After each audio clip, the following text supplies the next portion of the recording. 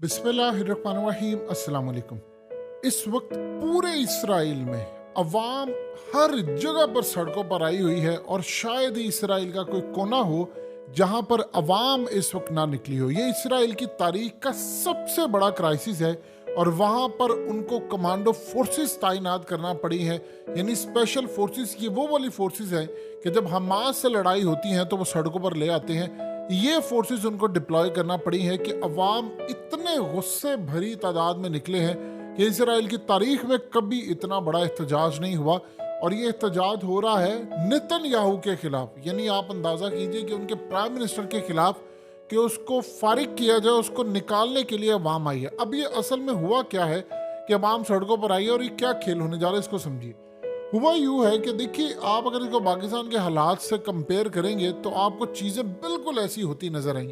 एक तरफ पाकिस्तान में आप देख लीजिए, इमरान खान को आपने निकाला हुआ है और उसके खिलाफ फैसले, केसेस और ये वो, इवन के सारी दुनिया ने देखा कि जो मामला चला उसकी पार्टी के खिलाफ और कोई बड़ा एक्शन नहीं आ रहा। और जजेस को तकसीम करने की कोशिश मरियम और दीगर जो बैठे पीछे हैं वो सारे कर रहे हैं। अब जरा आप एक मिनट के लिए पाकिस्तान की सिचुएशन को देखें, दूसरा आप इसराइल को देखें।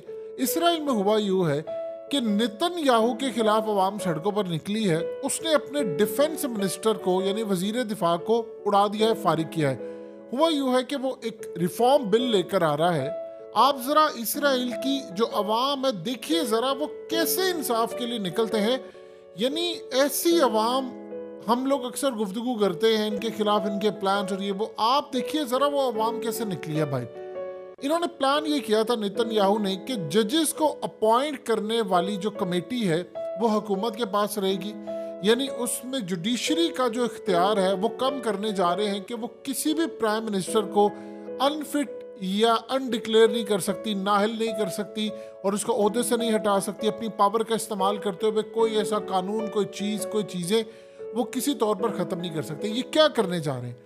असल में नेतन्याहू अब ऐसे लॉज लाना चाह रहा है जो असल में जिस मकसद के लिए इसराइल को बनाया गया था, अब उसको वो अचीव करवाना चाहते हैं। देखिए हो क्या रहा है पूरी दुनिया में।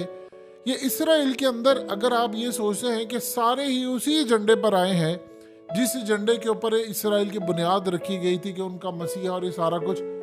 अब इसराइल के अंदर दो कैटेगरीज है। एक है सेकुलर, जो कि मज़हब से थोड़ा सा अलग है, यानी मज़हब से बेजार भी हैं या अलग है। वो अपने आप को पूरी दुनिया के साथ फिट समझते हैं और वो इंतहा पसंदी के खिलाफ है। जिस तरह पाकिस्तान में इंतहा पसंदी के खिलाफ है, भारत में है, इस तरह इसराइल में भी है।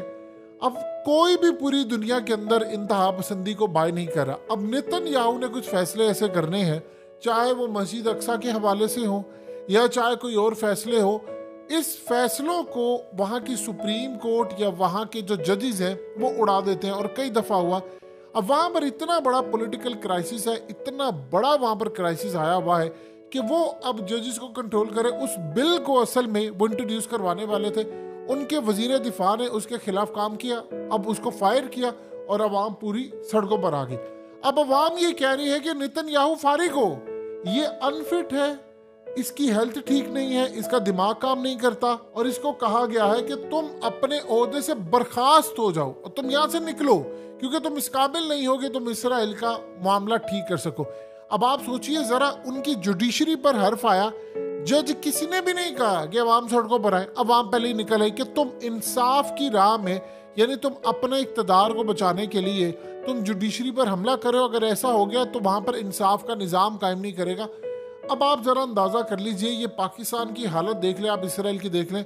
इसराइल हमसे बाद में आज़ाद हुआ है और वो भी मजहब की बुनियाद के ऊपर आज़ाद हुआ है। ये बात आप ज़हन में रखिएगा, इसराइल की जो बुनियाद है वो मजहबी बुनियाद है। यानी जिस तरह पाकिस्तान इस्लाम के नाम पर बना है, यहाँ पर सब कुछ है सिवाय इस्लाम के। वहाँ पर उनको ये लग रहा है कि हमने इस मकसद के लिए, क्योंकि जब इसराइल बना था तो दुनिया भर से, अमेरिका से लेकर यूरोप से लेकर यहूदियों को लाकर यहाँ पर आबाद किया गया था। आप बताइए, यूरोप की वो याशियाँ, वो सहूलतें, वो यूएस की सहूलतें, वो रशिया की सहूलतें, या वो सहूलतें, उस वक्त तो रशिया सोवियत यूनियन था, या सहूलतें लंदन की हो या कनाडा की हो, वहाँ से छोड़कर आप यहाँ पर लाकर लोगों को आबाद करते हैं, उनकी नस्लें यहाँ पर रहती है। और उसके बाद वो कहते हैं कि आपने हमें वादे पर लेकर आए थे कि हमारा एक अपना निज़ाम होगा, चीज़ें होंगी। आज आप अपना इक़्तिदार बचाने के लिए जुडिशरी को फारिग कर रहे हैं, अवाम सड़कों पर आ गई है और अवाम पीछे हटने को तैयार नहीं। उन्होंने कहा कि नहीं, जब तक ये बंदा फारिग नहीं होगा या ये बिल जो स्क्रैप नहीं होंगे, ये पूरे का पूरा बिल हम तस्लीम नहीं करने देंगे, हम ये काम नहीं करेंगे। ना वहां किसी जुडिशरी ने, जजेस ने, किसी बंदे ने आकर कोई रिमार्क नहीं दिए कि हम ये करेंगे वो करेंगे। अवाम सड़कों पर आ गई और अवाम ने कहा हम ये होने नहीं देंगे। अब वहां पर जो एहतजाज है, ये इतना बड़ा पॉलिटिकल क्राइसिस खड़ा हो गया, इतना बड़ा वहां पर क्राइसिस खड़ा हो गया। असल में न्यू वर्ल्ड ऑर्डर की हो रही है पूरी दुनिया में मौत। ये यूक्रेन की जंग क्यों छुड़ी? क्योंकि वो जो न्यू वर्ल्ड ऑर्डर था वो इनका अभी तक कामयाब हो नहीं पाया। उसके कुछ नकात जरूर कामयाब हुए लेकिन वो उस लेवल पर जाकर अभी तक कामयाब नहीं हुआ। अब इसराइल के अंदर देखिए, एक बात आप ज़हन में रखिएगा, जो दुनिया भर का रिएक्शन आ रहा है उसमें एक चीज आपने ज़हन में रखनी है। दो ताकतें ऐसी हैं जो इसराइल को खटक रही हैं, एक रशिया, एक चाइना। पाकिस्तान की जहां तक बात करें तो आप भूल जाएं, अब उनको पाकिस्तान का कोई डर नहीं है। वो कभी उनको डर हुआ करता था, उन्होंने जिस तरह पाकिस्तान को मैनेज कर लिया वो सबने देख लिया, और खुफिया राब्ते और दौरे और ये वो पाकिस्तान से उनको खतरा कोई नहीं है। ये उनको बड़ी अच्छी तरह पता चल गया, उनको अंदाजा हो गया कि अब इस काबिल ही नहीं रहे, इन्होंने इंडिया से क्या लड़ना, हमसे क्या लड़ना, ये अपने मुल्क के अंदर इस वक्त लड़ाई कर रहे हैं। पाकिस्तान से उनको खतरा नहीं है, उनको खतरा है रशिया से, चाइना से। दूसरी जानिब आप ये देखिए कि अरब ममालिक ने काम ये किया है कि वो शाम के अंदर जो बशारुल असद है उसके साथ उनके ताल्लुकात बहाल हो गए हैं, यूएई के हो गए, सऊदी अरब के हो गए हैं, वो फिरका वारी तो सारी चीज़ें पीछे रह गई। ये एक पॉजिटिव काम हुआ क्योंकि चाइना ये चाहता था, रशिया ये चाहता था।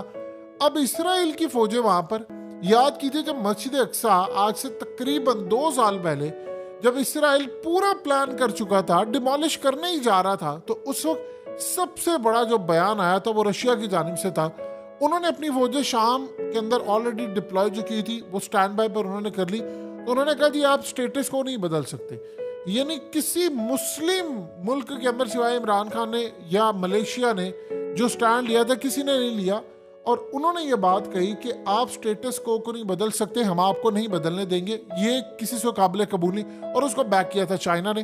तो रशिया ने जो काम किया उन्होंने क्लियरली कह दिया भाई ये मस्जिद अक्सा वाला मामला काबिल कबूल नहीं है।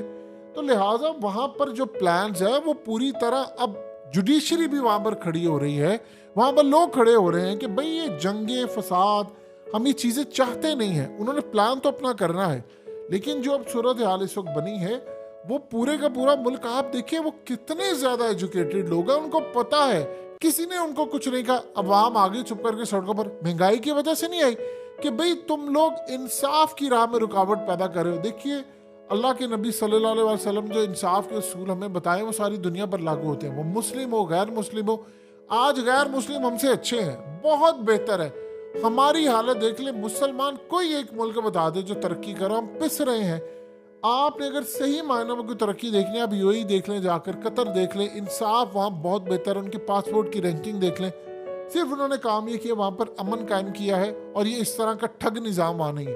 तो लिहाजा इस सूरत हाल में बेहतर है वो ममालिक काफ़ी हद तक। इसराइल की सूरत हाल ये है कि अब उनके मुल्क में मुजाहरे हैं, ये बढ़ते जा रहे हैं और ये कहाँ पर रुकेंगे?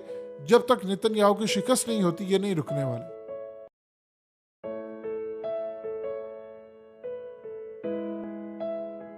हकीकत टीवी को सब्सक्राइब करना मत भूलें, वीडियो को लाइक करें, शेयर करें और कमेंट सेक्शन में अपनी राय का इजहार ज़रूर करें।